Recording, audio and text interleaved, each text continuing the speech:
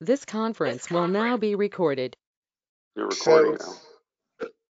So if you check in the email, it's referenced there, and I think it's on the website. If it isn't, I need to put it on. I'll write myself a note. PCI conference put on website. Yeah, it's a really good agenda. Lots of very relevant discussions. Top physicians from Florida. How many people you think will show up for it? A couple hundred? They're expecting 150. Ah, that's quite a bit. Yeah. Wow. Okay. Okay. All right.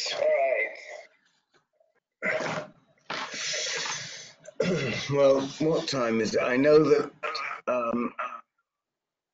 Jake is not going to be joining us that early. We may have a small group. That would be very nice for a change. What's up with Jake? I don't know. Not coming at all? He said that he would not be here early, but he would still be posting. I'm getting feedback off of someone. I'm not sure who. It might be Paul, I think. All right, I'll shut off my Paul, you could just try turning your volume down. That might do it. Okay, I'll try that. Try that first.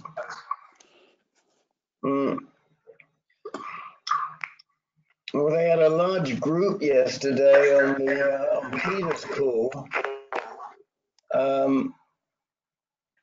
which was rewarding, and a couple of new guys. I usually don't join it, but I was sick, so I couldn't go to my Monday night meeting that I go to, which is the same time as Peter's call. But they did have a good group of people. There must have been about 15, 16 people on the call yesterday, Peter. Wow, good. Yeah, no, it was great. It was terrific. All right. How are you feeling, Rick? A bit crummy. I'm just, it actually hit me worse yesterday. So I was laid up I was out during the day for 7 hours. I got up at 6 o'clock just before Peter's meeting. And then I went to bed at 9 and woke up 11 hours later. So, all right, let's see. So I think we have just a very few of us. Right now we have myself, we have Peter, Carl, Dennis Correa, Len, Les, Shelderup, and Paul Frieda. Is that it? If so, that's a nice little group that we have today. And certainly nobody knew. That makes life easy. So I'm trying to think if there's anything I wanted to bring up. Just a couple of things. I will say, since we're small, so we have time at this point. I think the thing that made me feel the happiest about this whole blue jacket thing was that I found 3 or 4 new men that needed some support. And that was really good. And what Len doesn't know, but he's going to find out pretty soon, is that at least 2 of them are going to get introduced to him and want to go to Donna's class. Okay, you should be aware that I rarely go to Donna's class. Like in the last year, I think I went twice. So if that's the only way to meet them, I may never. Well, I don't know that. I don't know that Donna's class is the criteria, because we can always get foodie to. We can always tie in foodie for Donna's class. But I think at least one of these guys, if not two of them, would probably be helpful for you to meet. I think one of them, but I don't know where, lives in Connecticut, but they may be well south of you. And the other guy lives in on the Upper West Side. But one of the guys was the fellow that was walking the wrong way with me. Very nice guy. And he has metastatic prostate cancer, and he has low-grade bladder cancer. And he could use some encouragement to start exercising. So, so that was why, of course, I thought about you and Foodie. Someone joined us on the telephone. Who is that? Yes, hi, it's Ron from North Carolina. Hi. Oh, hello. And have you been with us before, Ron? No, this is the first time. I was learned about you from Terry Lakowski over at Us Two, and Yeah. she gave me your phone number to tune in because I did have a few questions, and she thought perhaps your group could help answer them. I think we probably can. And you're in luck because we have a small group today. This forum is frequently 15 to 20 men, and right now there's about 8 or 9 of us, and so we have loads of time, which is always good. And That's great. we're just going to start the meeting, Ron.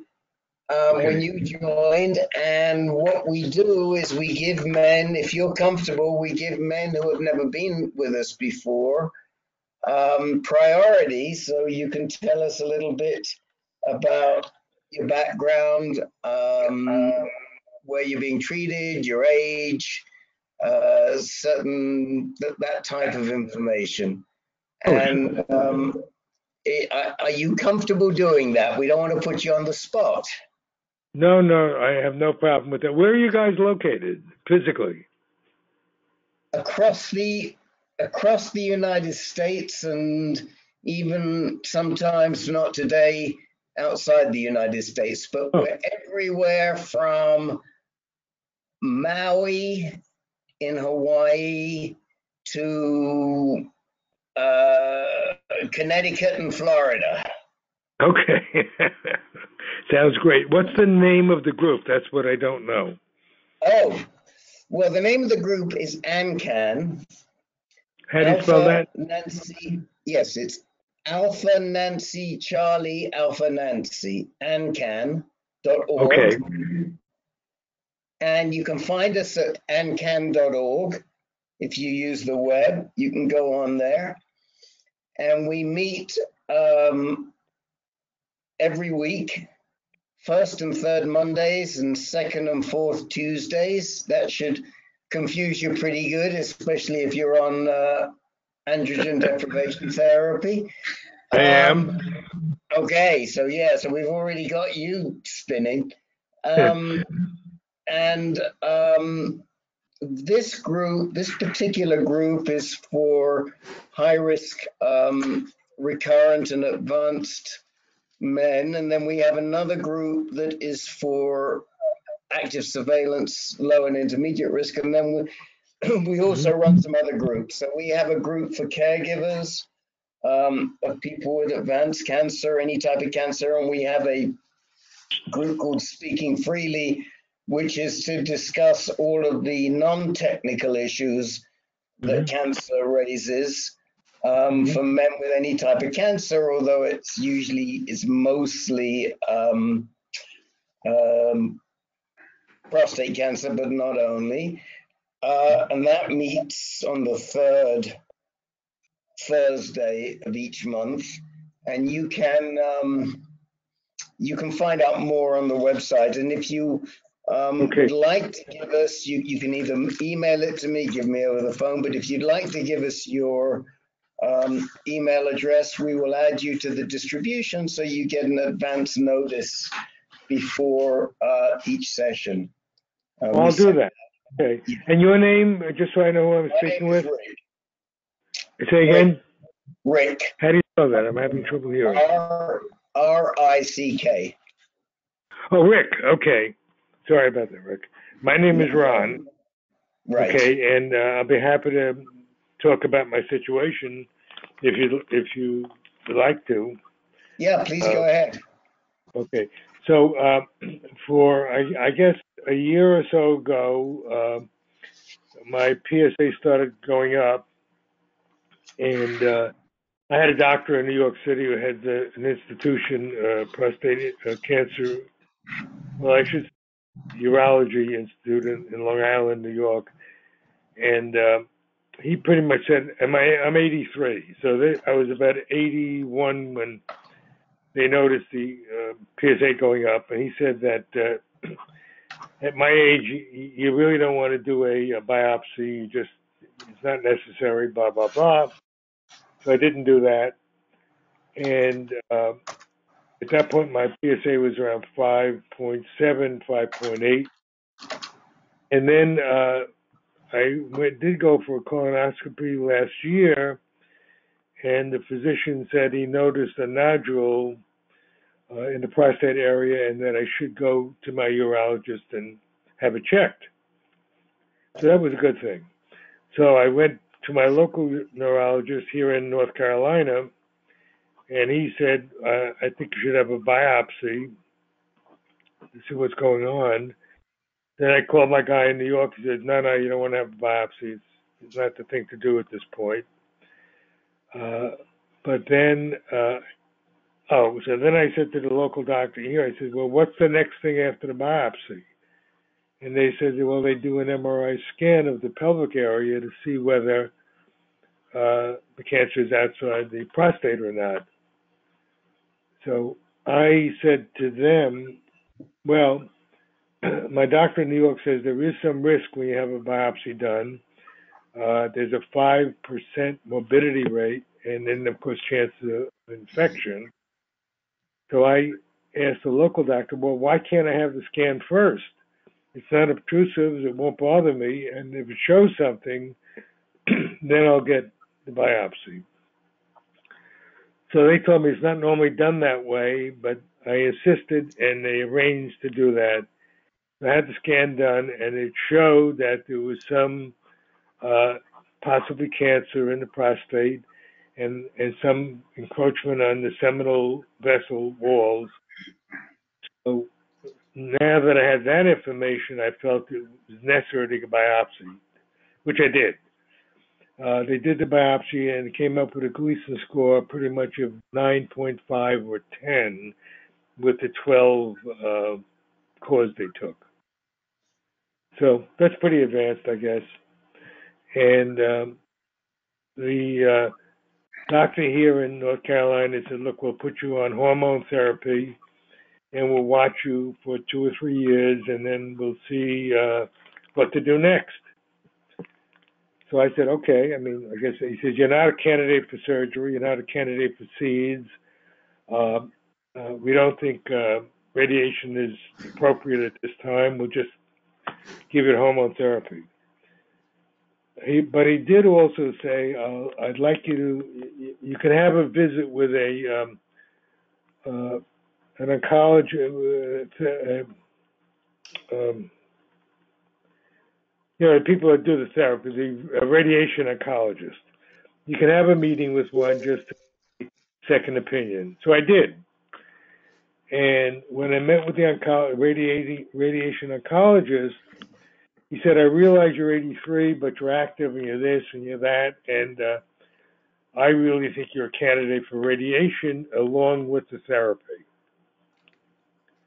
So then I go back to my doctor here. He says, well, he doesn't like the idea of radiation because there's too many side effects, too many other things that can go wrong, and blah, blah, blah. He was not happy about the radiation. So I went for an outside opinion to Duke University, and I met with a triage of doctors at Duke, a medical oncologist, a surgeon, and a radiology oncologist. The three of them in the same room together. They reviewed the case. They reviewed. Oh, I also had that PET. What is it called? Awesome scan.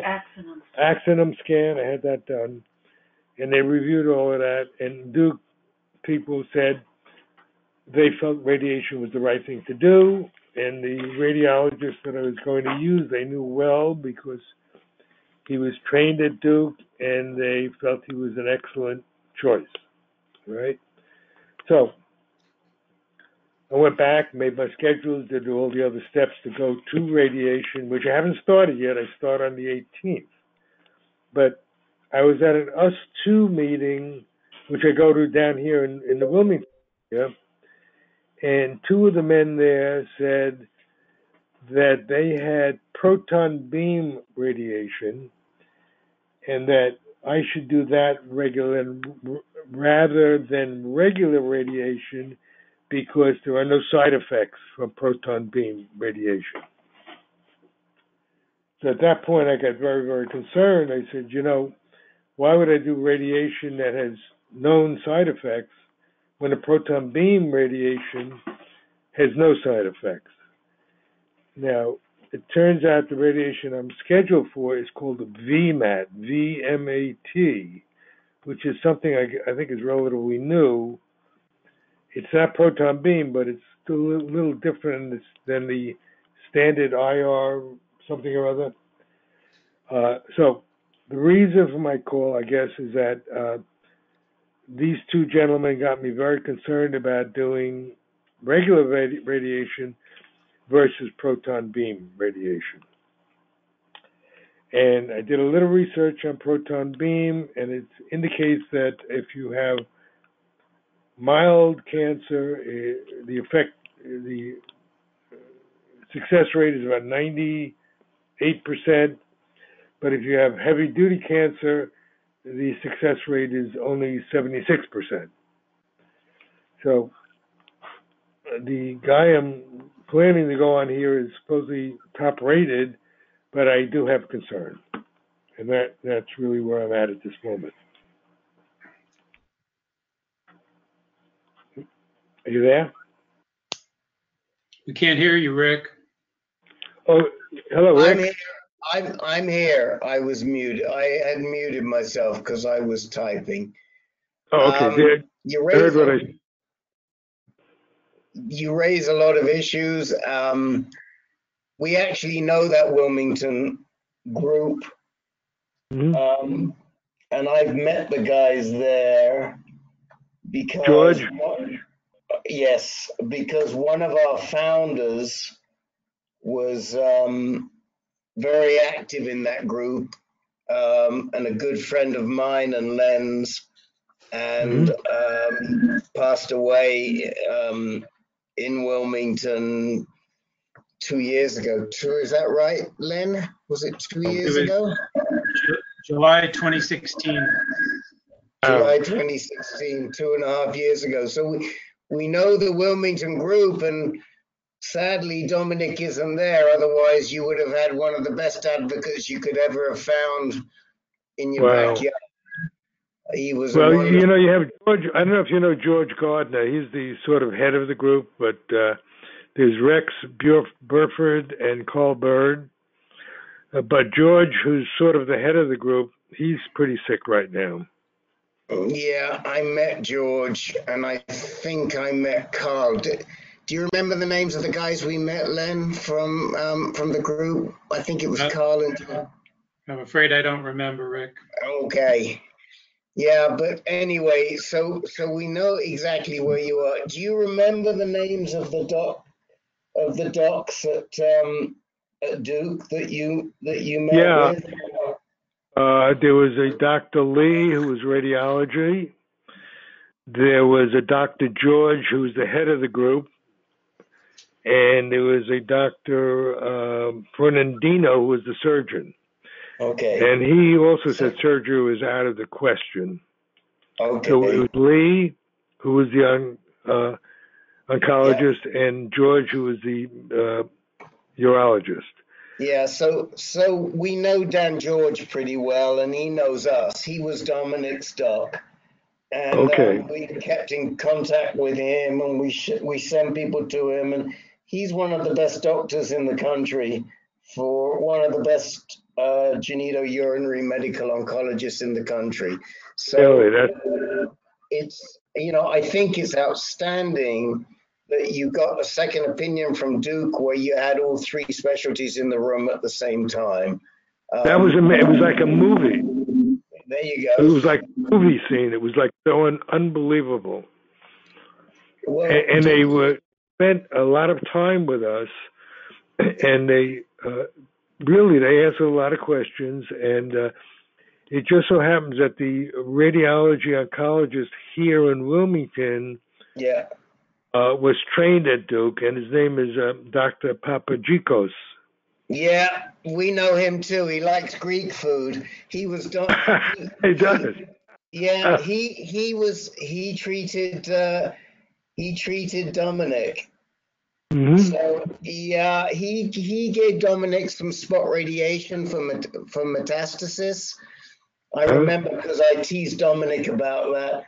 If you go see him, you can tell him you're in the group, you're in the virtual group that Dominic Moresi helped to establish. So here's the issue. You are the perfect example of why that USPSTF recommendation is stupid. And it makes me very angry. And the recommendation says that you should not give PSA tests to men over 70. And that's idiotic. We consider it to be outrageous. It is outrageous.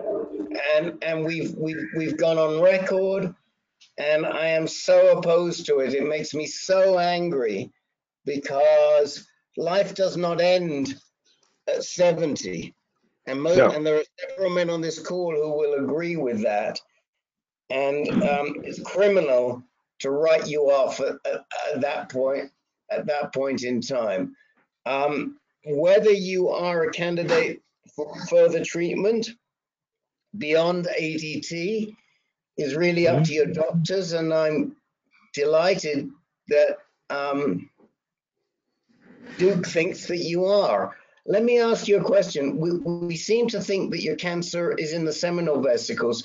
Did the Axumin scan see any cancer in your lymph nodes or in your bones? No, this is very interesting.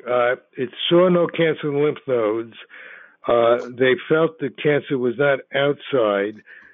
There was one spot in the bone where it was suspicious, but it just so happened I had the radiology center gave me an incorrect disc. They gave me a disc from an old scan from 2015 or 16, and I took it with me, not knowing if they could use it or not. So they looked at the scan, and he said there was one spot in the bone that he was concerned about. It might be a problem. And I told him about the other disc I had. He said, let me look at it. He punched it in, put it in, and he found the same location. He said, nope. He said, that was there before, and in 3 or 4 years, that would have changed in size if it was cancer. Right. Okay. So he was convinced that it was not cancer. Okay. So you have local disease, and I think that the treatment they're suggesting is right. Now, the $64,000 question that we're about to consult with our man in Maui about, so you get to speak with the whole country here, from Florida to Maui, is should you be concerned about proton beam radiation therapy versus the Varian, which I think is just it's a type of IMRT. There are many different ways that the IMRT can be administered, but the beam is a regular beam versus a proton beam. So the reason research that I always cite, and I don't know that there's anything more than that right now, is that proton beam tends to create more side effects in the intestine, and the IMRT tends to create more side effects in the bowel. And it's kind of 6 of one and half a dozen of the other. What we do find, and I mean this with no offense to Peter, because he really isn't there in that group, is that a lot of proton beam patients are proselytizers. In other words, they have the proton beam and they think it's sliced bread. Right? Well, you know, it's that's the one thing that kind of bothered me. They said, call Florida, they'll send you an overnight package, and everybody will send you packages. So it's the greatest thing that ever happened. Right. Now, I'm doing something a little bit different than the IR, whatever it's called. I'm doing VMAT, Victor M8. Right. So that's the Not variant. That's sure the what variant. Yeah, it's the same beam as IMRT, I believe. It's just that the delivery is a little different. It's an advanced form of IMRT, but it is IMRT. Okay. It is. Okay. Yeah. So it's IMRT radiation, but it's delivered in a more advanced form than, say, the radiation that I got. So I'm gonna let you talk a little bit to Peter, and he's had both IMRT and PBRT. Really? So you've got a guy who's had both types of radiation. How much better does it get than that, Ron? And Whoa! And I'll let Are you in Maui, Peter? Peter's in Maui. Yes, I heard it's snowing in Hawaii someplace. it did. It snowed on Maui. It snowed up on the mountain. It's a lot. Yeah, I woke up yesterday and looked when the sky cleared. Beautiful white snow up top above 7,000 feet. That's amazing. Wow. Anyway, so yes, I've had I recently had proton beam radiation.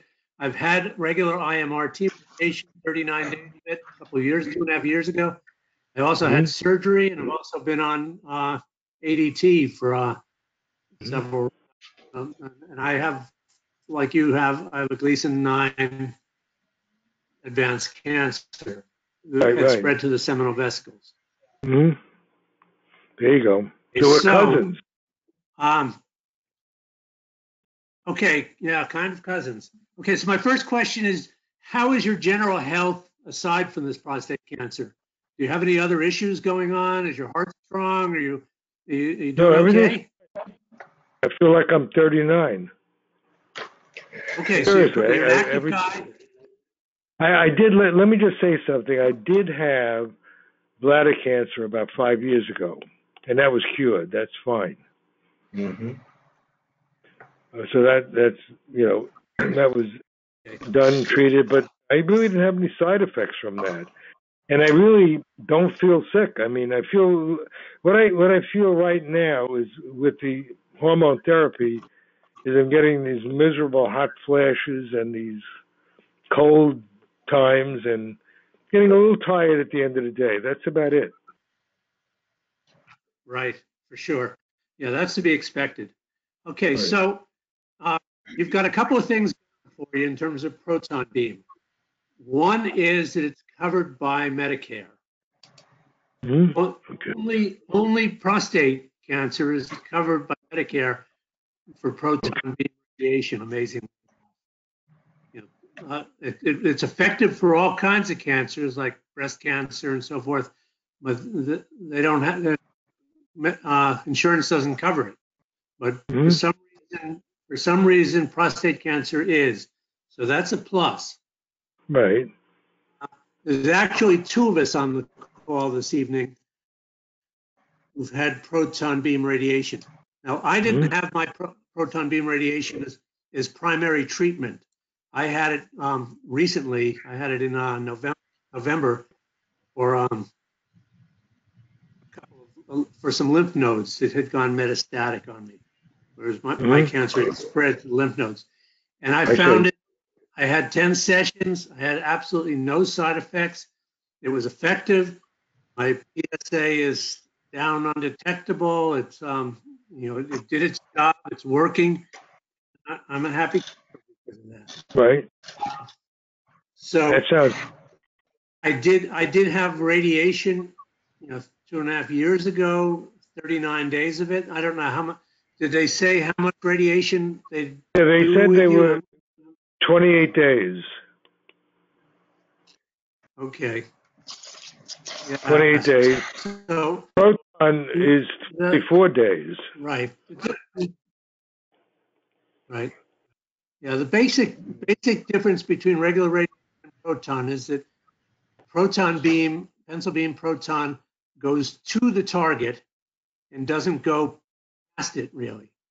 Whereas regular radiation, photon radiation, it's IMRT or VMAT, will go right through the target, and you'll have some collateral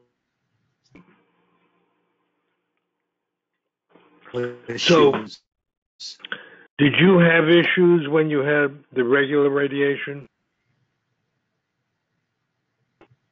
With it.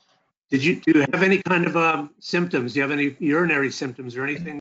Peter. Well, I urinate a lot. 3-4 times a night when I get up. Okay. You don't have retention or anything. Peter, Sorry? can you switch your camera off, because your bandwidth is a problem, and I'm wondering if we would hear you better without the. We love your face on the screen, but we may hear you better. Okay. I'm gone. So, okay, go ahead. Sorry to interrupt. Yeah. So regular radiation can interfere with your urinary stuff, your frequency and so forth. That was my experience. I know there's a bunch of proton places East Coast. I don't know exactly where they are. They're probably not too far from Wilmington. And I would explore them. I don't know who the doctors are. I went to California Proton Center with Dr. Carl Rossi, just outside of San Diego, Miramar, California, and he's done like 9,000 treatments. He's been around for a long time. He worked at Loma Linda, then he worked at Scripps, at his own center there, California Proton. So he's well known in the field. I don't know who's well known on the East Coast. Les, who's on the phone with. They have a place in Florida, in Orlando, and they have a place in Virginia that they've told me about. Now, they're also saying, now these are the people that believe in proton therapy. They said that they claim, and I haven't confirmed this yet, that Duke University Medical Center has applied for a permit to start proton beam radiation. I don't know if it's true. I haven't confirmed that. Right. Les, who's on the call with us, he just had proton beam radiation in Mayo in Rochester, Minnesota. So there are places around, and it's gaining. But the Mayo Clinic has it too. Yes, that's where Les has done recently. And Les, what would your input be on whether to select PBRT or IMRT? I would not want to voice an opinion on that. I don't have enough knowledge to compare them. What was your experience getting the? I mean, you also had your abdominal lymph nodes radiated. Remind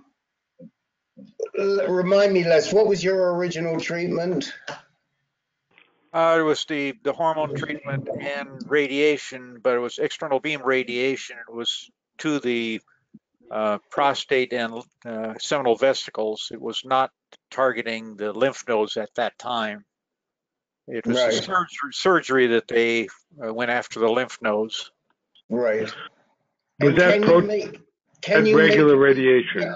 hold on a minute, Ron. So you had IMRT to the gland and the pelvic girdle originally, and then you followed it up later with PBRT to the abdominal lymph nodes. Can you make any comparison in the experience? Well, with mine, I had a lot more problems with the external beam radiation earlier than I did with the proton beam. I hadn't noticed anything really from the proton beam radiation. I hadn't Right. noticed any side effects at all. Right. Now, some of it has to do with the fact that, and this is true with Peter too, I would say, that it was focused on a different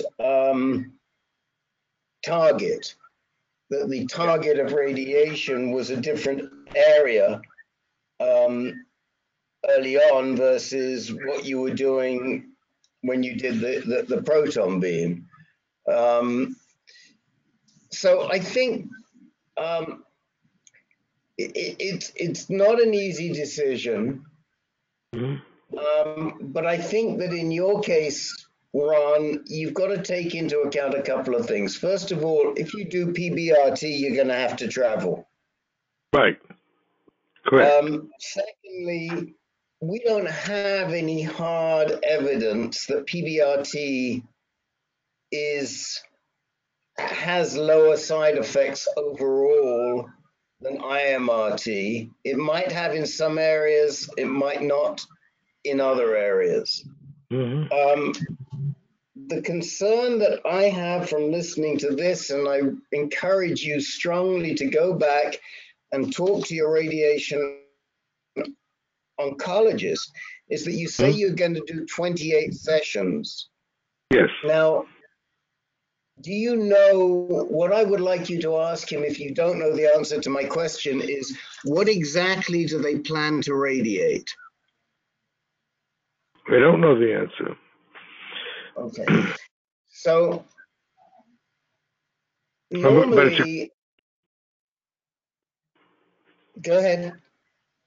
No, I say I don't know the answer to that. I think it's directly to the prostate, but that's all I'm just assuming. Okay.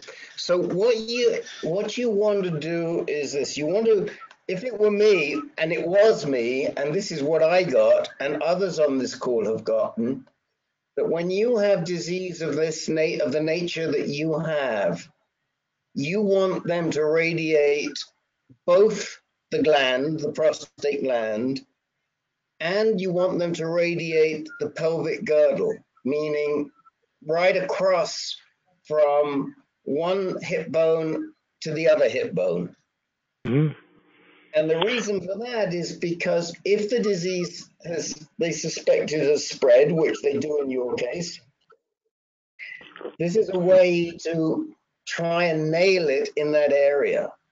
And there's plenty of good evidence that this is the right way to go. Now, there's also some doctors that don't like to do that, but the weight of evidence is on getting pelvic girdle radiation.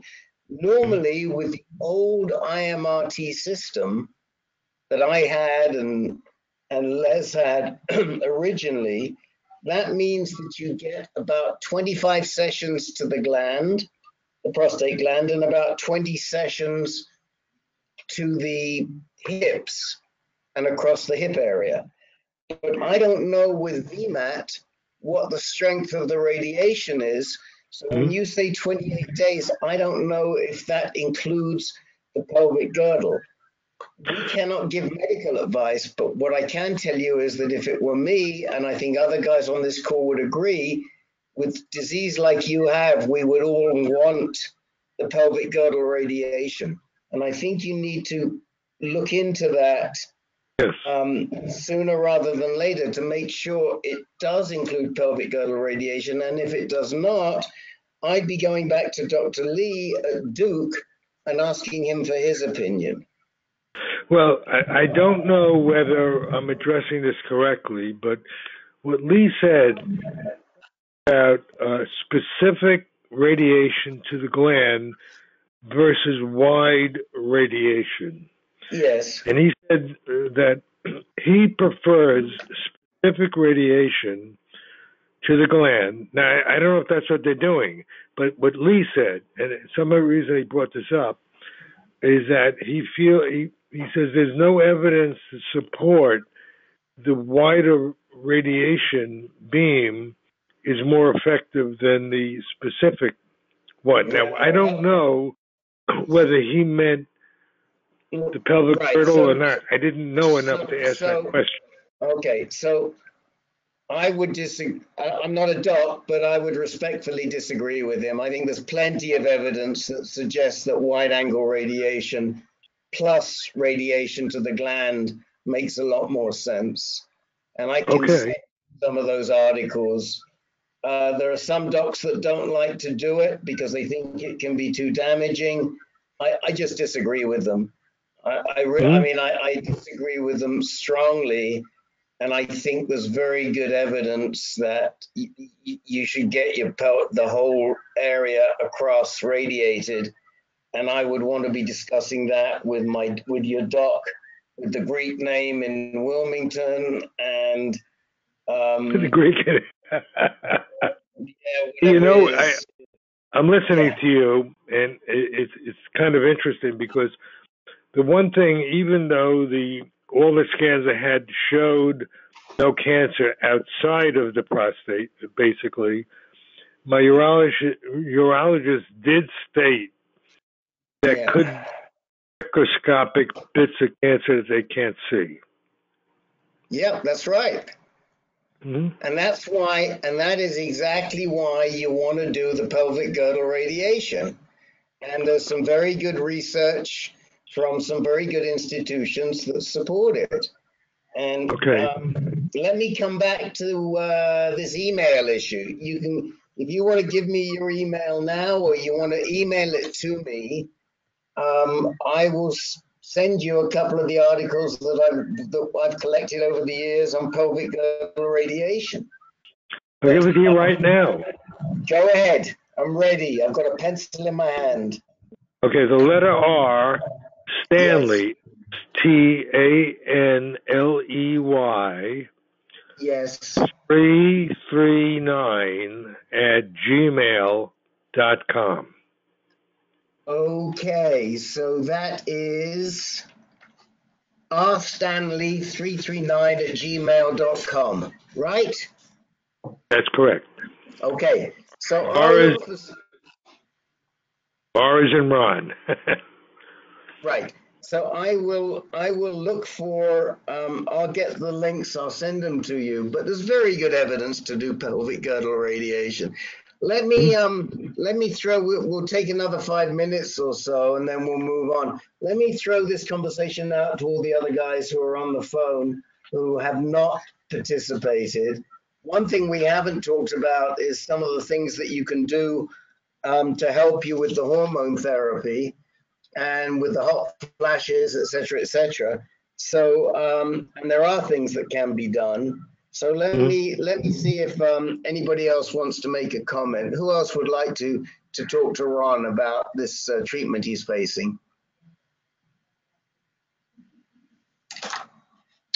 Well, I'd like to add that, to my knowledge, any of the clinical trials that they've done with proton beam are for local prostate-only radiation. I don't believe I've ever seen a trial with proton beam where they included pelvic girdle. If anybody on the call knows better, please do let us know, but that's my understanding. And I only wonder if the doctor who told you that there's no evidence for treating the full pelvic girdle, is that the one who was proposing proton beam? No. He was that was Dr. Lee in Duke. He just what his was. There was no proof that the cancer is outside or in the pelvic area, but he said in general he doesn't like to treat a larger area unless it has to be treated, and he said there's no evidence that this is what he quoted to us. There was no evidence that the wider scan is more beneficial than the specific narrow scan. Now, I don't know what's true or not true. Mm-hmm. Right. Anyone else have any comments on pelvic girdle radiation?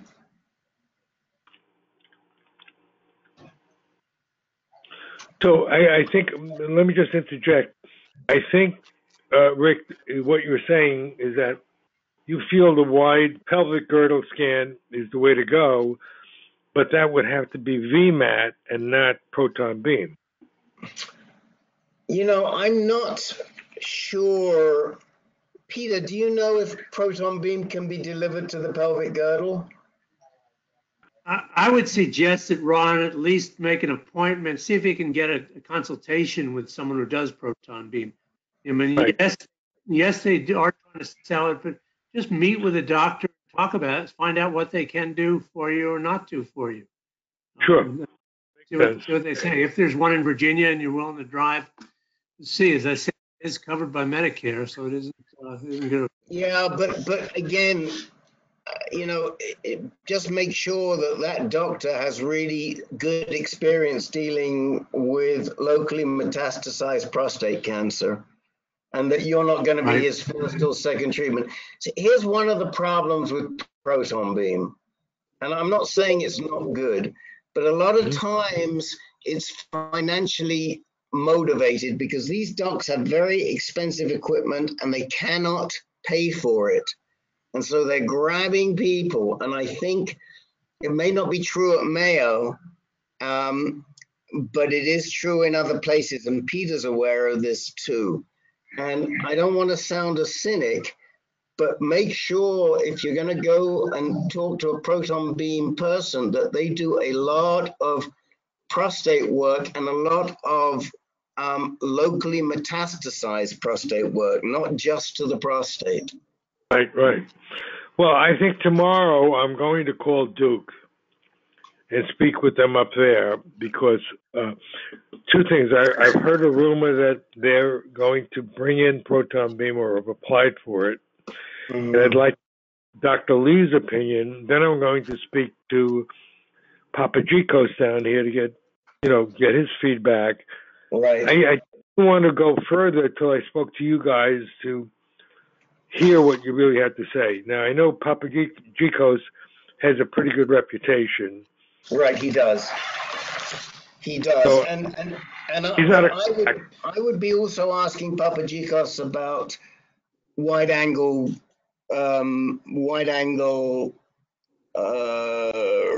pelvic girdle radiation. And I'll send you some stuff. I'll send you some stuff afterwards, and then you can feel free to call me back. Our next meeting is not until Tuesday. Next Monday is our next meeting, but we can help you a little bit, Ron. I also want to just say to you very quickly. I'll send you a hormone therapy booklet, and whilst we don't have time to talk about it today, we want to talk to you about your exercise regime because that's important. Okay. What exercise regime? Well, I don't have a regime. You don't have a regime. Well, you're going to have one before long. I should have one. I used to have one. Well, we got to get you back on it because if you want to avoid some of the issues with hormone therapy, there are many things you can do, but the most important thing of all is exercise, daily exercise. Some of it is aerobic exercise. and some of it is resistance exercise. And we got to get you exercising, otherwise you're going to come down. How long have you been on the ADT? This is my fourth month. 4 months. Your fourth month. Okay. I just had my second shot this week. Okay.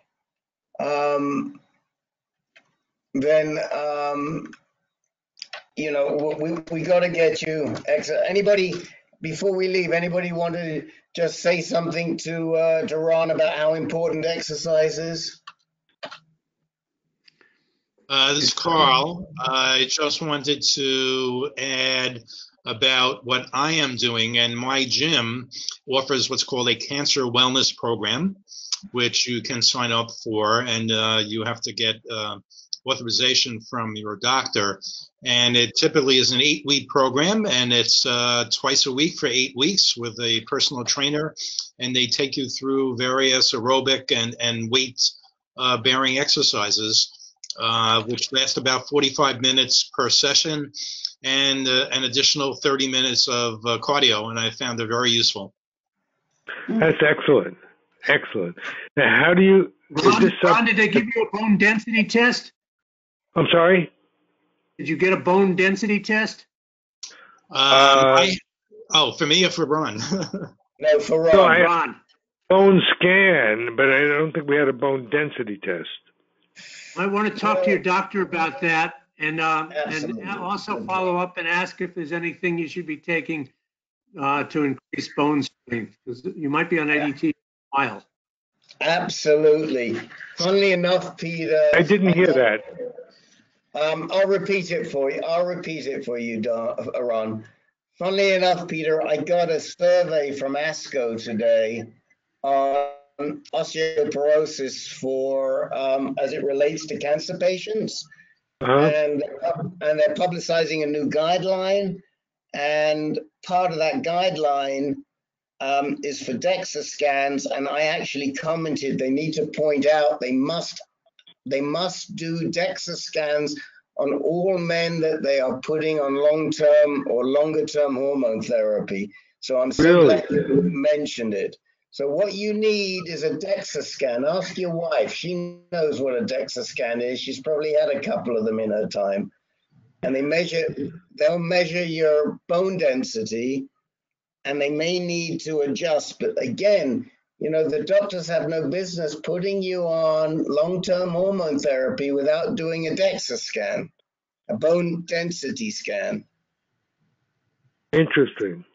Okay, so talk to them about a DEXA scan, and as Peter says, if there's anything amiss, they'll come up with a treatment plan for you. But exercise will help that. So now this exercise program, is this available all over the country?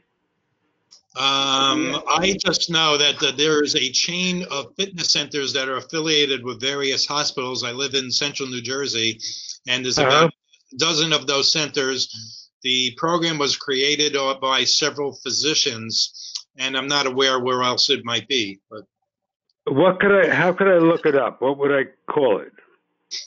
Well, at my location, it's just simply called the Cancer Wellness Exercise Program. Okay. So you can Google Cancer Wellness Exercise Program. Another thing you can do is Google the Live Strong program.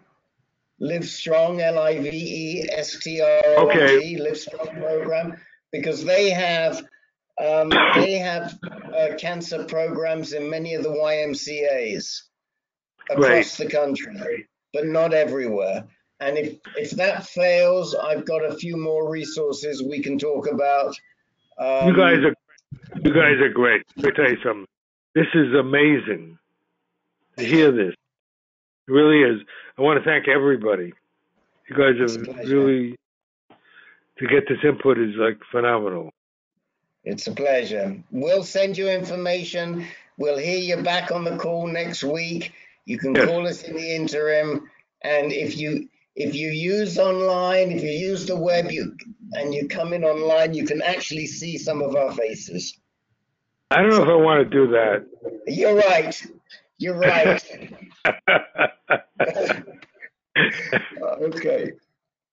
do you live in North Carolina year round now, or do you still spend time? No, we're New York originally. We moved to North Carolina. We're in the Wilmington area, and we're here about 4 years now.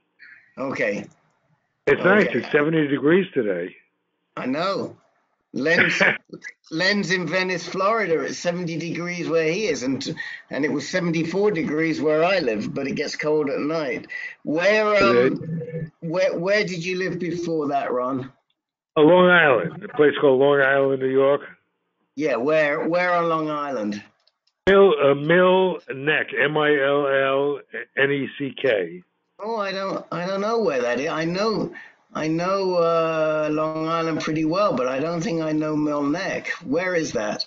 Oyster Bay, right next to Oyster Bay. It's in the town next to Oyster Bay. Okay, well I know where Oyster Bay is, so that's okay. All right, we're gonna move on. We're gonna talk to some other folks. We got one gentleman. I assume it's a gentleman. It could be a lady who's come in on the telephone whilst we've been talking. Who is that, please? Hey, Rick, John Apple here. Sorry I'm late. Oh, John, did you come in? Did you come in from the snow? Yeah, it actually is snowing in Hawaii, but we're missing it here. We're just looking at it, but pretty funny. Okay. Thanks, Rick. Okay. We got that was another one of our Maui guests, participants. Show off. Okay, so let me run down the list and see who else would like some time today. Peter, is there anything you'd like to talk about? I have a couple questions for Les, but other than that, I'm okay. Okay, well, we'll start with that. Carl, is there anything you'd like to address today? Absolutely, yes. Okay. Dennis, anything for you today?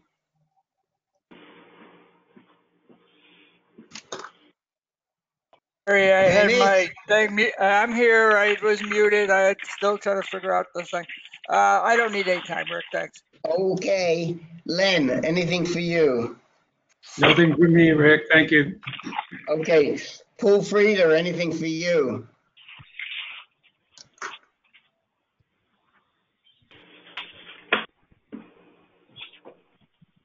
Paul, anything for you? It looks like your microphone isn't on, Paul, but I'll come back to you. Les, anything for you? No, thank you. Okay. Jake, anything for you? No, Rick, not tonight. Okay. And John Appler, anything for you? I'm good, Rick. Thanks. Okay. So let me see if I can raise Paul Frieder again. Mr. Frieder, are you there? All right. Well, if we see his microphone light up, we will come back to him. So looks like we're going to have a good time. Peter, start with your questions for Les. Les, I think I might have asked before, but I've forgotten it. But it came up again because I had a friend who just did a gallium-68 scan last week and had a consultation at UCSF. Do you know how many lymph nodes that you had radiated to up at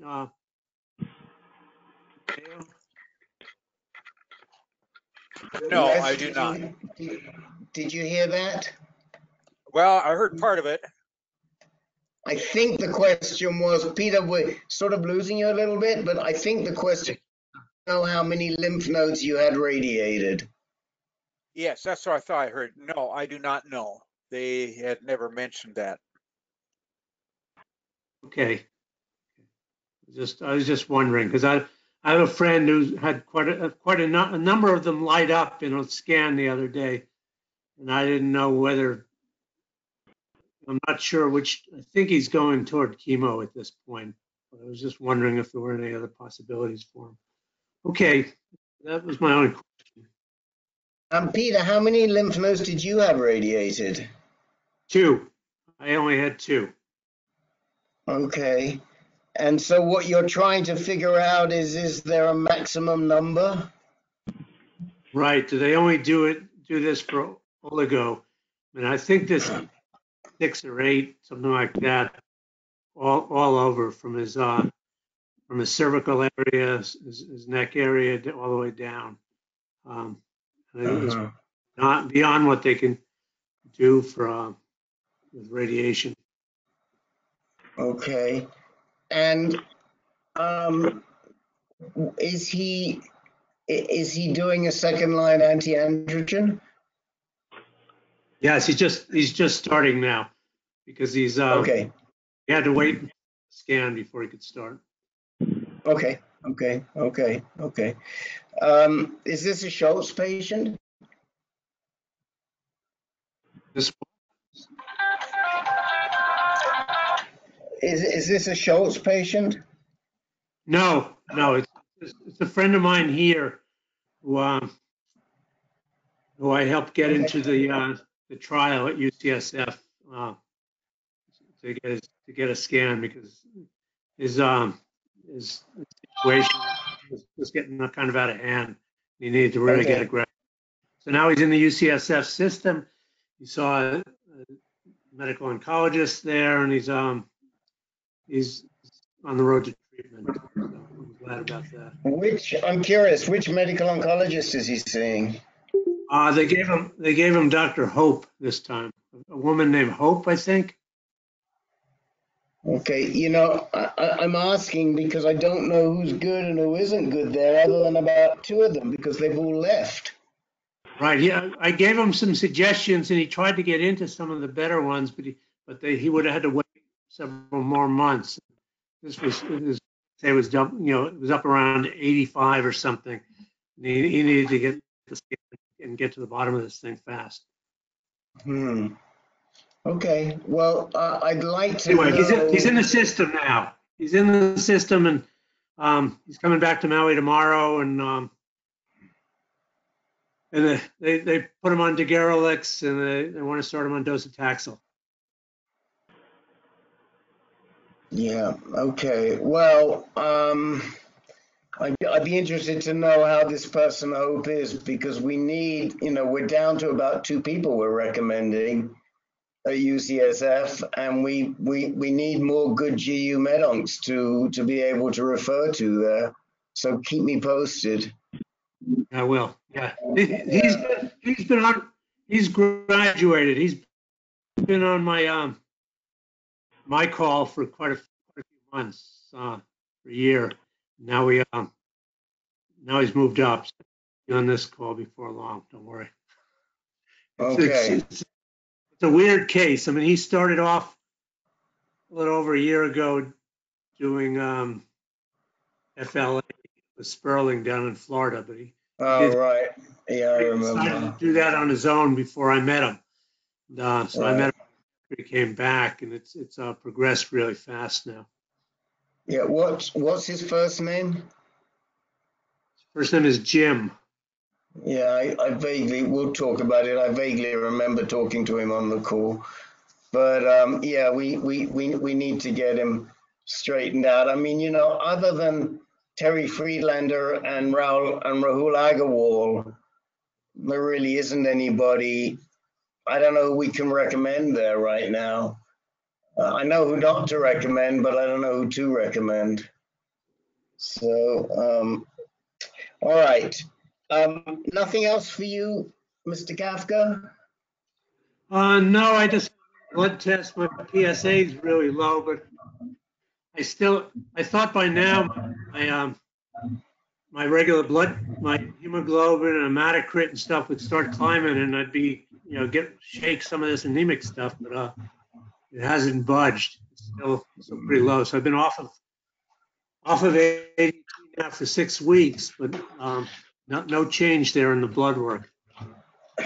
I think I don't know this for sure, Peter, and it would be a good question to ask Turner, but I wonder whether there's a correlation with the return of your testosterone to the anemia, to the alleviation of the anemic symptoms. My testosterone's still in the basement. Well, yeah, and you know, it's likely. How long did it take you to come out of that out of the testosterone basement? I think about 3 or 4 months. Yeah. So, you know, I think that's what I think that's what you're looking at. You know, it doesn't happen right away. It just doesn't happen right away. Right. So, but hang in, because hopefully you'll feel much better pretty soon. I hope so. But anyway, if you want to start feeling better, just why don't you grab that regular shovel and go out and shovel a little snow? That should make you feel better. I've already got a remodeling project for my tenant's kitchen. Okay. Okay. Busy. Okay. All right. God bless you. I don't know. For somebody who's been on ADT for so long and with anemia and God knows what, I don't know where you get the energy from. Peter, stay out of the sewers. Do me a favor. Okay? Okay. Carl Foreman, Oh, let's come to you. What's on your mind?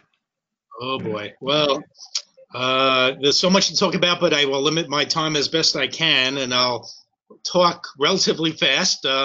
Those of you who have been on prior calls have somewhat of a familiarity with my situation.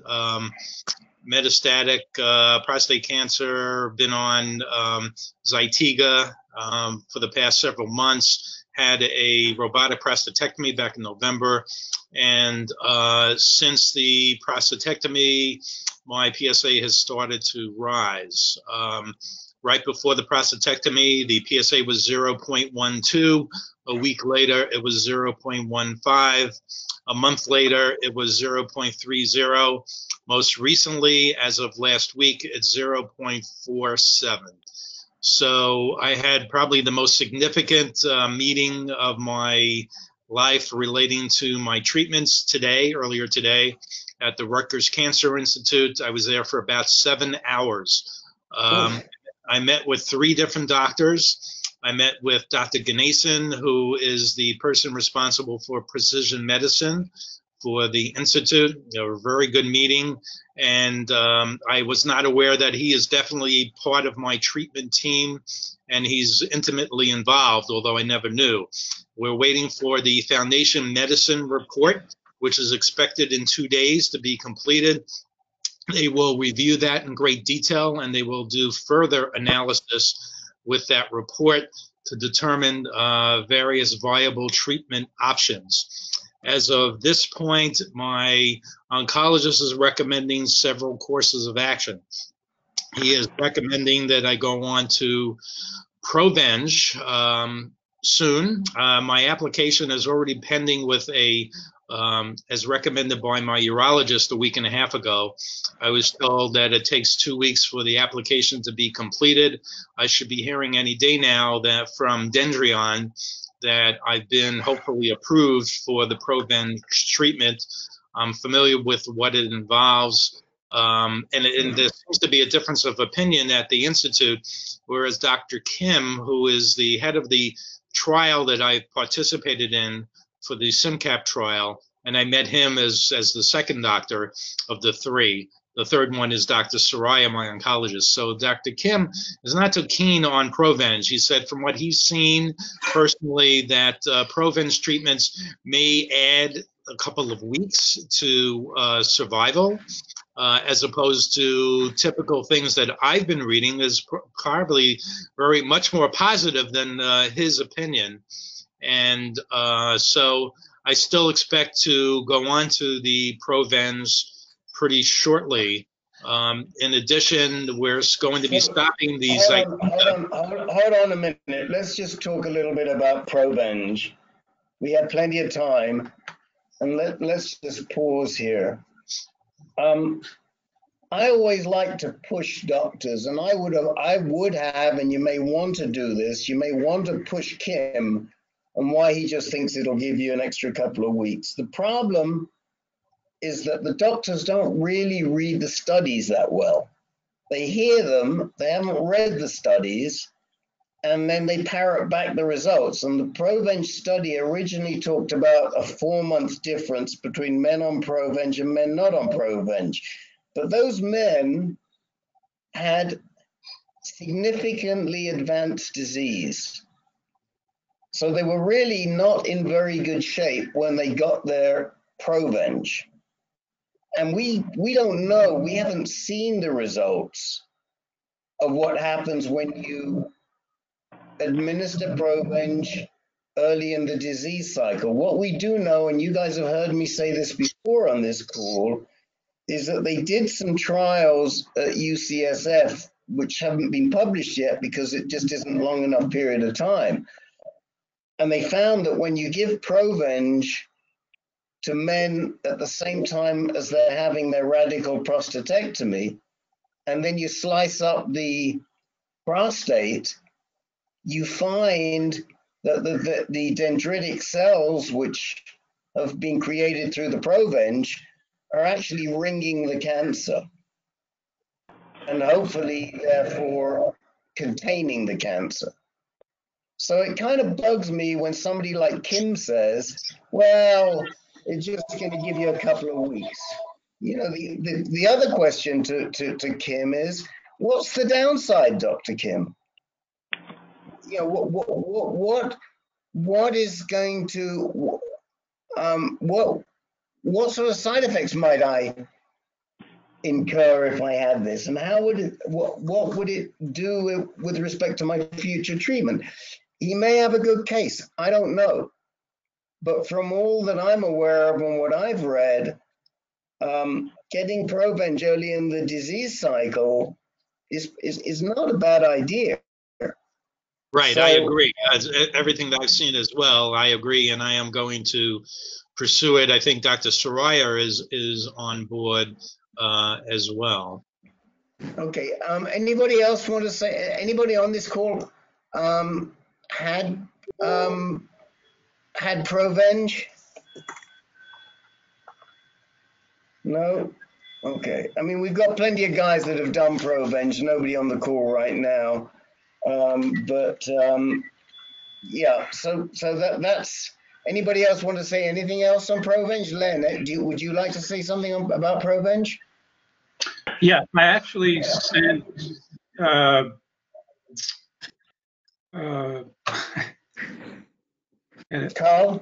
Yeah. Thank you. Yeah, I sent him an email with an extract of the summary summary of the notes I took at the PCRI conference, but I can't recall how much detail was in that, Carl. But there was obviously a lot more in the slides that were presented at the conference, showing that people in your category, very low PSA, did exceptionally well on Provenge, and the life extension was well over a year. We have to consider, as Rick said, although the clinical trial demonstrated a 4-month survival benefit, that is looking across hundreds, if not thousands of patients, many of whom may have been near death. So of course it's not going to help them very much. But the earlier you treat with Provenge, the better off you will be, the more it will help you. So yeah, don't buy that couple of weeks line. He hasn't done his homework. Right, I agree. You might want to. Are you requesting the disc from the PCRI conference? Because they could be circulated to you. I think Rich Jackson has them at the moment. Oh no. You could view the lecture yourself, and you'll see the chart. Right. Yeah. So I was in attendance at that conference as well, and I do have notes comparable to what you had provided me. And the one thing that sticks in my mind was Dr. Kwan from Mayo Clinic, who said he wouldn't give his dog Provenge, and I brought that point up to the PCRI people, and they said, well, you know, the majority opinion is not that of his. So I'm definitely going to proceed. Hopefully, I assume the 100,000 plus cost is going to be covered by my insurance company for this, and to move on as well with that. Right, and just one other thing I want to say. We haven't done a reminder on this for a while, and I'll put it in the next newsletter. But as Len said, if anybody wants to view the PCRI discs, they just need to send a email to Len @ancan.org, and he'll add you to the list, and then at some point they'll come your way. Anyway, go ahead, Carl. Okay, so other than Provenge, they are going to be starting me on a PARP inhibitor. We have discussed that I am BRCA2 positive, and there's been a lot of studies about the benefits for those in my situation with PARP inhibitors. They are going to be starting with olaparib. We have had discussions previously about which type, which one, and there really was no answer about which one. And I know, Rick, you had said you have access to various ones to any degree, and they did confirm to me, well, we can start with olaparib. If it doesn't work, there's no problem with going on to another one. So it made me somewhat more comfortable to say, okay, this is the one that's been out there the longest apparently and has the most amount of data, and let's start with the olaparib. I brought up the point about nanotizing the olaparib to make it more effective, and neither Soraya nor Kim heard of that term. And Kim had said, well, we're all going to this conference in San Francisco tomorrow or the day after, a big oncologist conference for 3 days. And he says, I'm going to meet with the head of the olaparib medication, whatever that is. And he said, I'm going to ask about that. From what I've read with another support group, the malecare.org, where several people had posted that if you nanotize the olaparib, it makes it upwards of 30% more effective than not doing it that way. So I hope they will be able to find it. What does that involve, nanotizing it? Well, it's breaking it down to a further molecular level that makes it more beneficial. That's all I really know. I'm not sure how they do it. But have you discussed that at all with Professor Bill? Not as of yet, and I know that this last meeting that we've had, that he wasn't feeling too well after his treatments, his chemo treatments. So I have not followed up on him. No, he's a lot better this week. I heard from him earlier today. I think that fourth chemo was just wiped him out, which often happens. The fifth chemo, he's doing better. I would ask him for his view on whether nanotizing the olaparib. First of all, he got 2 years plus, 2.5 years out of olaparib. So yeah. he obviously likes that drug. At the same time, none of us know, including him, whether that's the optimal drug or whether you're better off with niraparib or talazoparib or rucaparib. Right. So, there are 3 other options out there. Now, I do know, I'm aware that the niraparib is a drug that is owned by, I've lost their name again, but it's marketed by Janssen. I can't remember who owns niraparib. It doesn't really matter. But it's marketed by Janssen, and I am happy to ask Janssen if they have an opinion on nanotizing PARP inhibitors. Right. And see what we get out of them. Maybe nothing. They just, they don't know. They may not know enough about it. Right, and I'm exhausted right now after 7 hours at the clinic, but I don't think Dr. Soraya mentioned about having something with the olaparib, or whether it's a standalone situation or it's going to be combined with something. But he has to make application with the pharmaceutical company for approval for me to be able to use it, since it's still in clinical trials. Well, I mean, I know that when Dominic went on olaparib, he did it through the insurance company. The doctors recommended it, and he just went to the insurance company and said, I need olaparib, I'm BRCA positive. So I don't know that he has to. Has he put anybody on olaparib before? Yes. He has. Okay. Dominic wasn't BRCA positive. He had another DNA repair mutation. Yes. And yet they still let him go with olaparib. So I don't think you'll have a problem, Carl. Okay. Yeah, you're exactly right. He had something in the BRCA pathway, didn't he? Yeah, check 2 or something. No, it wasn't check 2. I'll tell you what it was. He had CDK12. Right. He had CDK12 is what he had. But I don't think it shouldn't be that complicated. I mean, my guess is if you called up your insurance company on the side and say, my doctors want me to go on a PARP inhibitor, I'm BRCA2 positive, I bet you they'll say, yeah, we it's not an issue. We'll approve it. Yeah, and especially since it's the same drug company, Briova, which is providing me with the Zytiga, now abiraterone, the generic of it, and he said that it shouldn't be a problem just switching from that to the olaparib.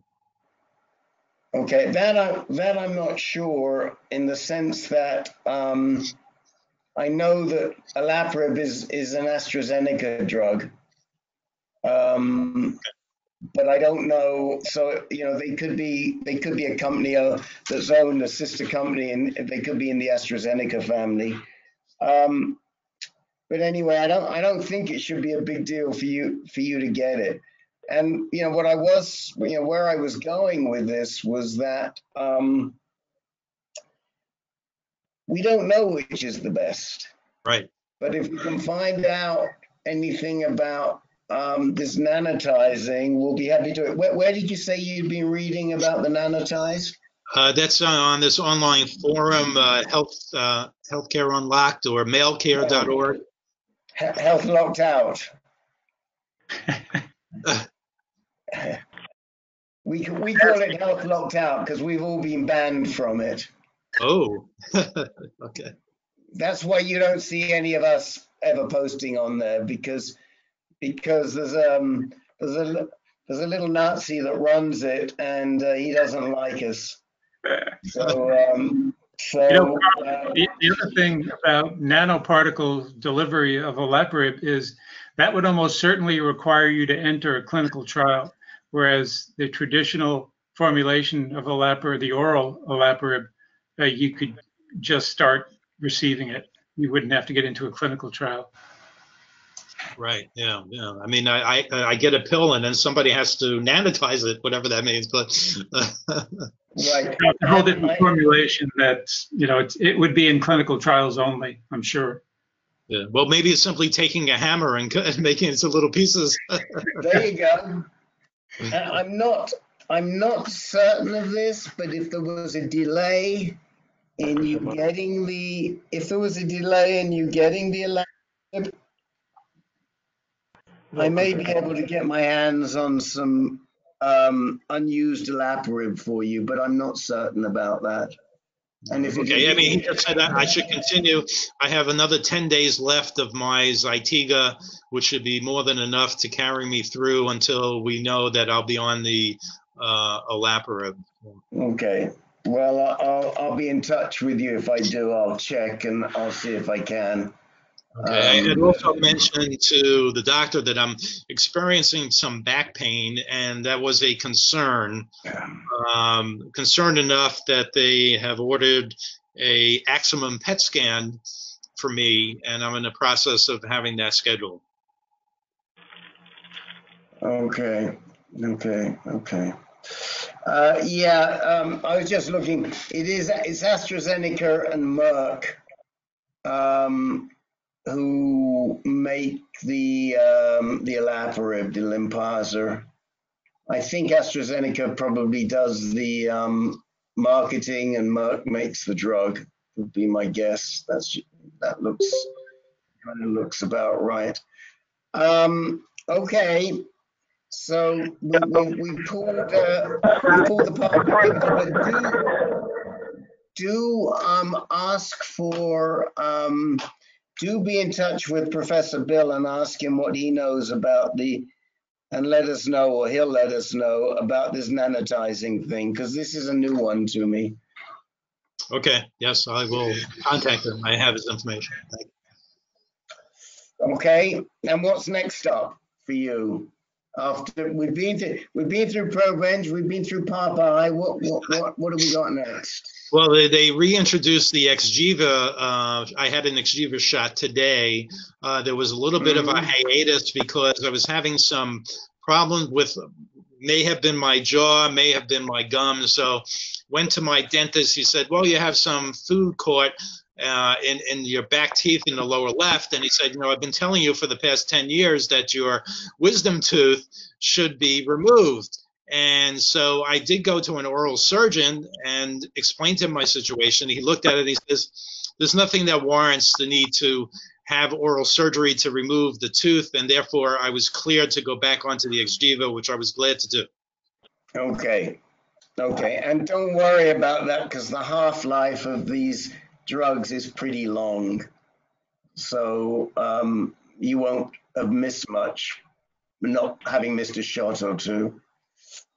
Right. So otherwise, the weather here in central New Jersey is icy weather, and the streets are very icy. Okay. All right. Now, if there's any hang-up with Foundation Med, let me know, and I'll find out what's going on. All right? Yes, I've had numerous discussions with them directly, saying to them, hey, look, I'm having this big meeting on the 12th. Is it all possible for you to have it available? And they said, well, it's a sequence of events. We can't speed it up any more than it's already in the queue. And they originally had last week, they said it's going to be ready tomorrow, the 13th. And so yesterday, they said it's going to be the 14th. So whatever that is, Dr. Ganesan, the precision medicine doctor had said, well, despite the fact that everybody else is going to San Francisco for this seminar, and he would still be there, and he will definitely have access to the test, and we'll start on it right away. Yeah, and send it to us, and we'll have Bill look at it too. And I just came across two new mutations that I wasn't aware of that can impact prostate cancer at a very low level. One only about 1% of people, the other about 3% of prostate cancer, and both have actionable drugs associated with them, at least in clinical trial. And so, it's all, I'm sort of trying to stay on top of this genetic stuff more than most, but we can dig it out. I had thought about going to the ASCO, the GU ASCO forum, but it's just too much. It's too intense, too much information. As a lay person, I don't understand a lot of it anyway. but I do know people that are going. I actually know some patient advocates that are going too. But had I still been in San Francisco, I might have considered it this year, but it's too much to schlep. So I'm not going this year. Okay, somebody else just came in about 10 minutes. This is Les. Could I ask a quick question of Len? Of course you may. On this Prostate Cancer Research Institute DVD that you talked about, Provenge. Who was the speaker on that? Which on that disc were you talking about Provenge? Oh boy, let's see. Carl, do you remember? I think I told you in the email. There were several. I think Moyad was one that contributed to it, and of course Kwan, as we talked about earlier. No, those guys were just discussing it, but the guy, there was a different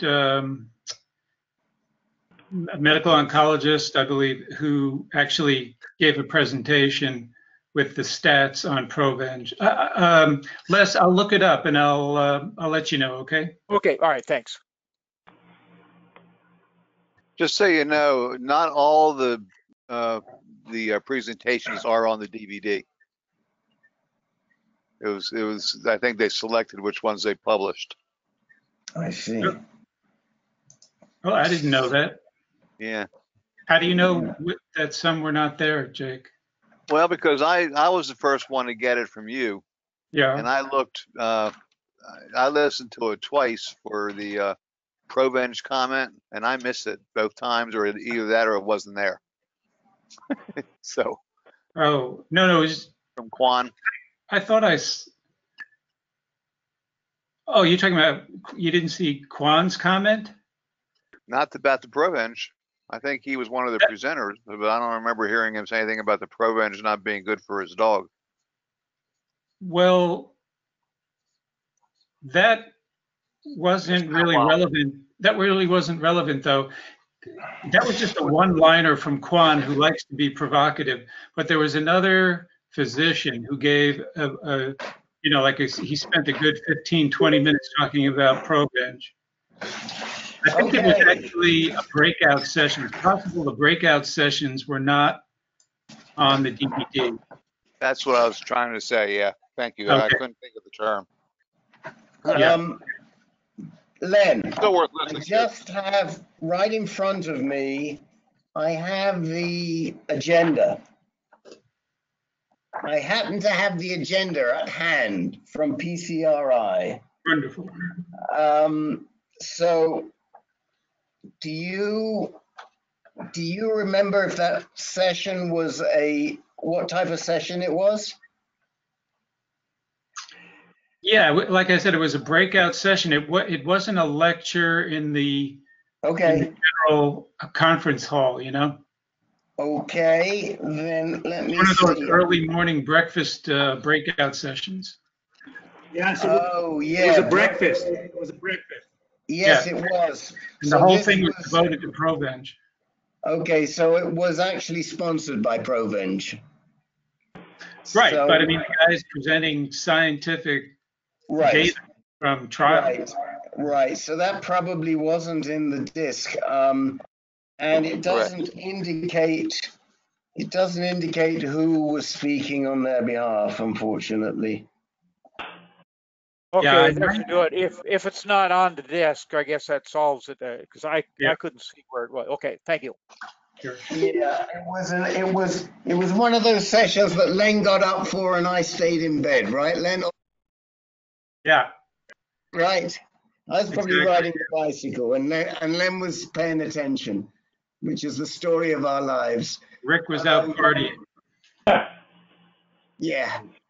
I wait, not at 6:30 in the morning.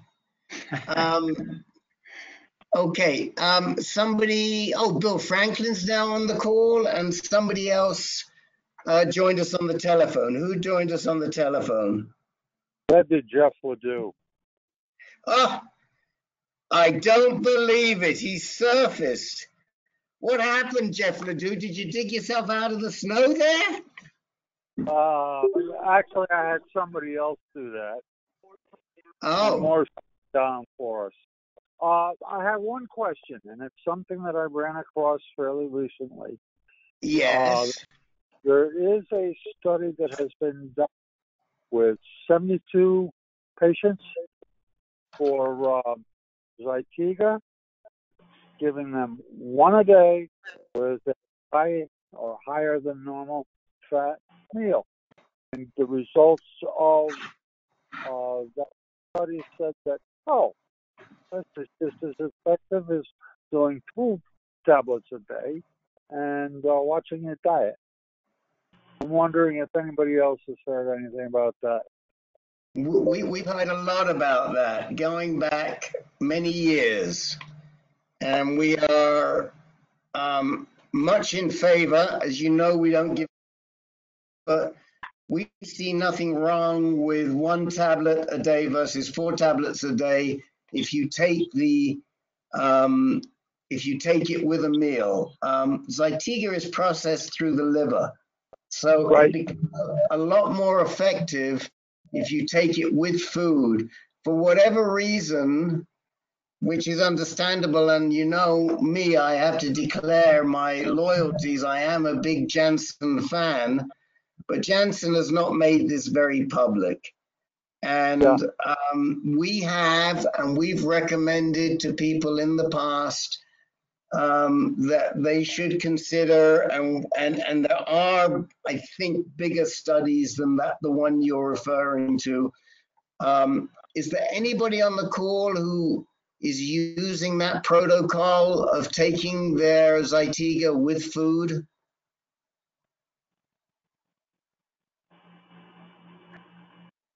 Guess not. Doesn't sound like it. Anyway, that was the one question that I had. I'm now almost 4 1/3 years out from diagnosis. I'm feeling pretty good. Well, that's good. What happened? How come we haven't heard from you for so long? You don't love us anymore? I just, I see the notice that there's going to be a call, and I look at the clock, and it's already gone. Today I caught it. Okay. Yeah. Well, let me say we're very happy to hear your voice. Is your PSA still undetectable? No, it never got down to undetectable. Right now it's at 3. Okay. Okay. So where I started, 1860, that's doing pretty well. Yeah, no, I see that. I think we must have talked to you last in mid-June, 6-7 months ago, and it was at 3.3. And I see you're at 3 now, so that's pretty stable. And how long have you been on the Zytiga? Over a year ago. Okay. Okay. And it was down to 2.7, and it's gone back up to 3. Not a big change. Okay. And yeah. My current bone scan and CT scan, they had one word to say about both of them. Yes. Stable. No appreciable change whatsoever. Good. Yeah, I thought that was pretty good too. Good. We do like that. We do like that very much. Yes, indeed. When we hear from old friends. So don't be a stranger to us, Ledoux. I will try not to be. Okay. I have other that I'm involved with. Okay, we know you're a busy guy, and we want you to stay a busy guy, so that's okay. Well, that way I stay alive. You do, and you're doing all the right things, and we're very happy to hear that. Let me just see. Bill Franklin, is there anything you wanted to talk about today? Yeah, I don't have my camera on because I'm in the middle of eating my dinner. Ooh, what's for dinner? What's for dinner, Bill? Chicken and rice and beans. Oh, I would like that. I don't feel like making dinner, so that would do me just fine. I got a same issue I've had for like the past year. I got my blood test again. So the prostate cancer, metastatic prostate cancer research project asked me for a blood sample to do their liquid biopsy testing. And so my doctor did my regularly scheduled blood test, which would have been next month. She just did them at the same time. And my triglycerides have doubled up to 420 from like 230. She said the triglycerides are so high she can't give me a reading on HDL and LDL. So I'm going to go in and see her in about 2 weeks, and I think she's going to put me on a statin. But in the meantime, I've been doing a lot of reading, and I've found some indication. I haven't been able to dig into the studies like I want to, but low testosterone can cause high triglycerides and increase. I forget which one should be low and which one should be high, HDL or LDL right now. But so throw those out of whack. And my testosterone's been low ever since I got off of ADT. It's never gone over 210. So, and she's calling it something else, and I forget what it is, but it's a hereditary cholesterol problem, right? Well, it could be a bunch of things. It could be a hereditary cholesterol problem, but then you would have seen that years ago. I mean, I have a hereditary cholesterol program. I started monitoring my cholesterol at 30, and because I had a problem at 30 years old. So, why would it just be evident now? More likely, and this is what I'd be discussing, that you've got issues around you've got a metastatic,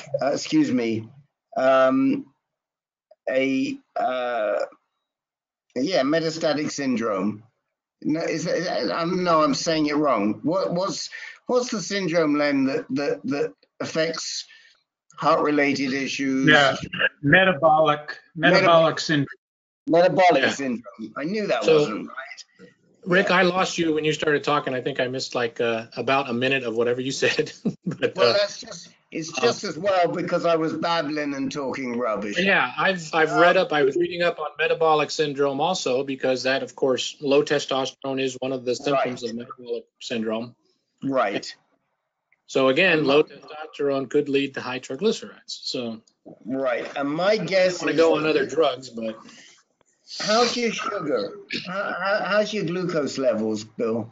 Glucose and everything's fine. Good. Okay. That's the strange thing, A1C, glucose, all that stuff is fine. There's no pre-diabetes or anything. Okay. So I think what I would be doing is, and who is it? The she that you talk to, is that your PCP? My primary doctor. Okay. I think I'd be asking your primary doctor for a referral. And I'd be discussing it with an endocrinologist because it sounds to me like this is around metabolic syndrome. How far out are you from your treatment?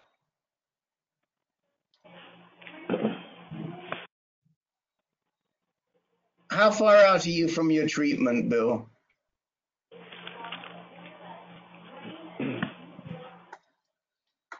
Bill, can you hear me? Hello? Bill? I think he's dealing with his kids. Okay. All right. Well, we'll come back to him. We'll come back to him in a second. I have one thing for him to discuss. And someone else just joined us on the phone. Who was that? Hello, Rick. Rich Jackson. Who is that? Rich? Yeah, Rich Jackson. Oh, Mr. Jackson. Hello. How are you? Should have recognized the baritone. How are you? Just finished up an in-person support group, so just stopped in to say hi. Hi. Anything you wanted to talk about tonight? No, we're good. Okay. Well, it looks like Bill's offline. I was also I wanted to know how far past oh, Bill, are you back with us? Yeah, it just keeps dropping in and out. I don't know what's going on. Okay. Well, what I wanted to say to you was this. How far past the end of your treatment are you? September 2017 was the end. Okay. Yeah, maybe a little early. You know, you can think about supplementing your testosterone. I did that, but I think it was about 2 years after the end of my treatment. It didn't work for me. Yeah. And in the end, my testosterone came back initially, and then it went away a lot, and then it came back again, and it stayed at reasonable levels. But you know, at some point, you can consider supplementing your testosterone. And you know, my recommendation would be to speak to a doctor that specializes in these issues and also has some familiarity with and to see what can be done, because I do think it's related to metabolic syndrome. I think I'm going to ask for a referral to Moffitt Cancer Center. Okay. Just because they're an NC, and then whatever that phrase is. What is it? Yep. NCNN? Yes, NCCN. Comprehensive Cancer Center. Yeah. Yeah. Moffitt's one of them. So yeah, they're just across the bridge from me. So it's about 20 minutes away. Bill, I'm wondering if it might not be a good idea to have them test your triglycerides again. Something may have gone wrong there. It just doesn't make a lot of sense that your triglycerides should suddenly double and everything else is fine. Everything else is as it was before, no? Yeah, I don't know either. So could it be a mix-up with the lab result? That happens. I hope they don't make those kind of mix-ups. They do. You know, they do. Yeah, I know. Tens of thousands of tests every day. It happens. All right. Yeah, so I just pulled up my health record, and the triglycerides way up there, and HDL that was 35, which I think they were okay last time, actually. But for someone like you who exercises, yeah, exactly. 35 HDL sounds awfully low. Yeah, so yeah, I was don't going to say the understand same it thing. You go see what they were last time.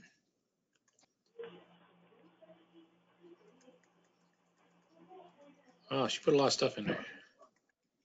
I mean, you're doing a lot of good exercise there, Franklin, and it does sound low to me too. And you know, there's something that's a little weird. So I think, you know, maybe talking to Moffitt, but it may not be it may be a Moffitt issue, but it may not be. And that's why you may want to start with an endocrinologist, and then if it seems to be cancer related, then you go over to Moffitt.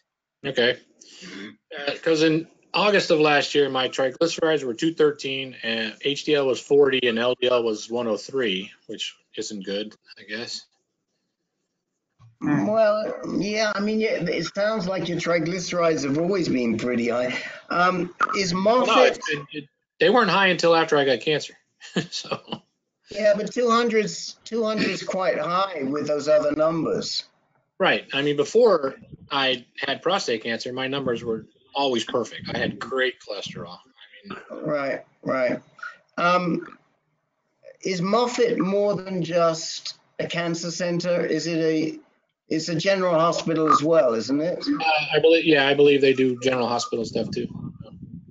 So maybe the thing to do is to go to see an endocrinologist at Moffitt, and then they can interface with the cancer center at Moffitt. Yeah.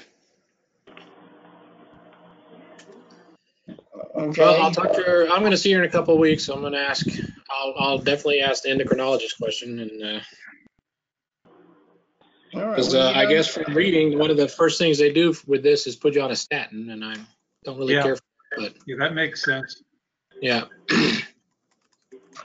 Statin's going to make you sore. Say that again, Ron.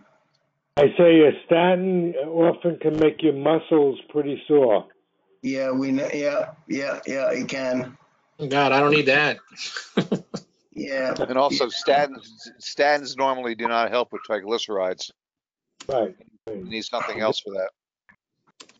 Oh, really? Jake, I was reading that, and it said that a statin is one of the drugs they put you on for triglycerides.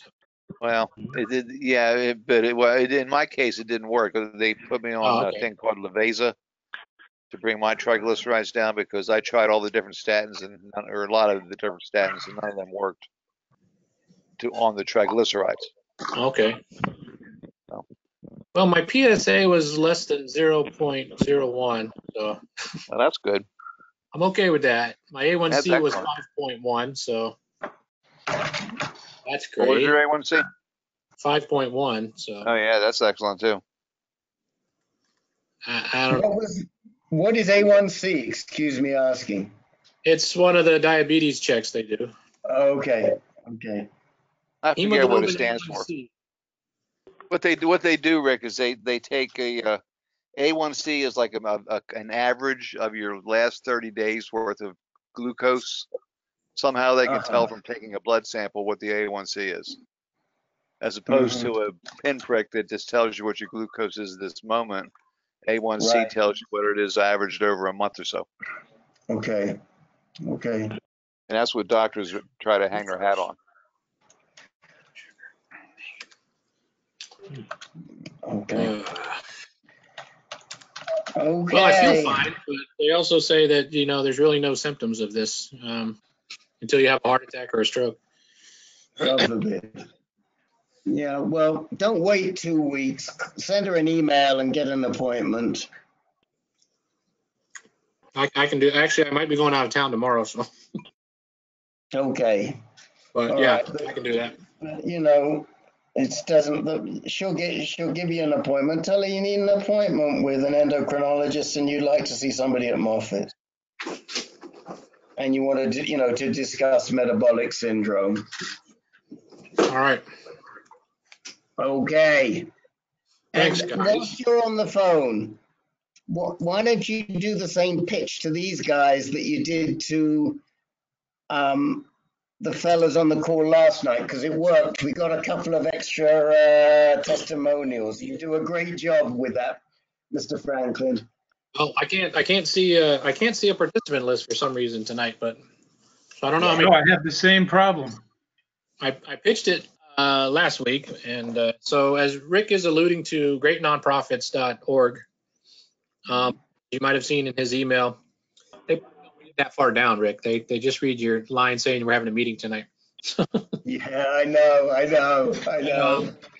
So greatnonprofits.org is kind of like TripAdvisor for nonprofits, right? They keep a list of all these different nonprofits, and you can go onto the site and you can give it a review if you had interaction with them.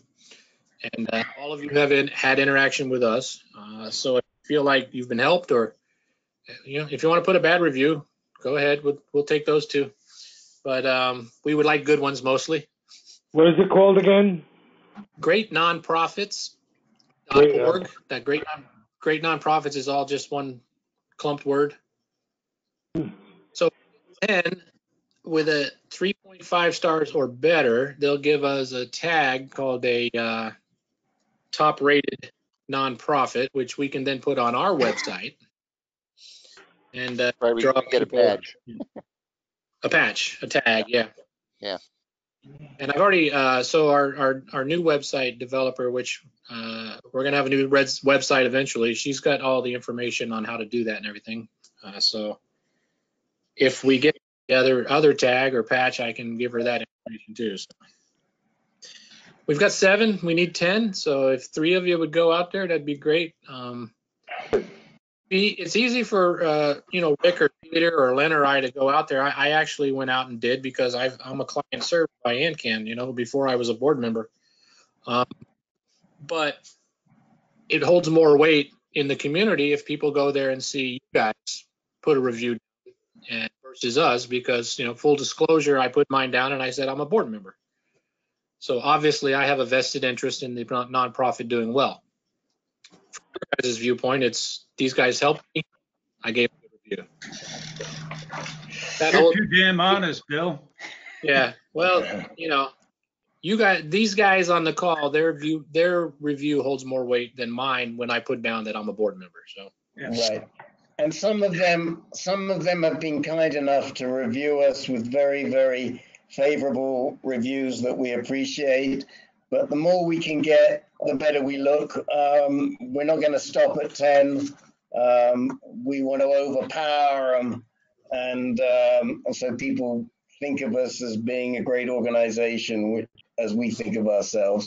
Thank you very much, Bill, for leading this campaign, for getting us well on the way. And please, guys, think about writing a short review for us. It can be a line, 2 lines, or it can be a page. It can be whatever you want. We'll appreciate it. Yeah. Greatnonprofits.org. Greatnonprofits.org. And on the main page right there on the main page is a search function. If you type ANCAN into it, you'll see us as the result. So Great. Right. I'll do it. Thank you. Do we have to? Yeah. Rick, may I just ask for a quick survey? Since Bill and I both don't see a participants list, I'm wondering, are there any other people on the GoTo meeting platform who do not see a participants list? Just curious. I do not. This is Jeff Ledoux. Okay. Jeff, you're on the phone. Yes, I am. I do not see a participant list. No, this is Carl. I don't see it either. Only people on the computer. Phone, of course. I'm on an iPad. I'm on the computer. I don't see it. You don't see it either, Carl? Okay. No. I know when it talks, it just says attendee and it has a number behind it. Except for me, it shows my name because obviously my computer knows who I am. Right. Yeah, this is Dennis. The same thing. All I'm seeing when people are talking is the attendee number. There's no name showing up. Same thing. All right. Yeah, there's something I see it on mine, but it's clearly something that's wrong with it's something that's wrong with the GoTo meeting platform.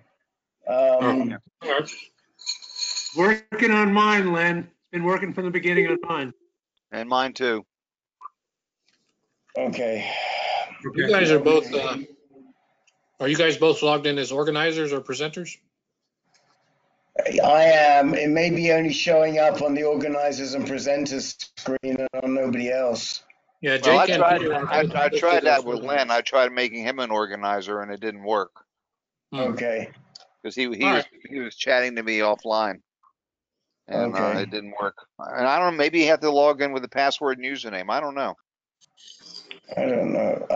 Len, if you feel like it and you want to call GTM, it would be great. And ask him. Okay.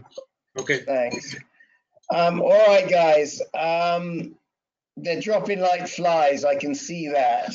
So very soon there won't be a participants list anymore anyway.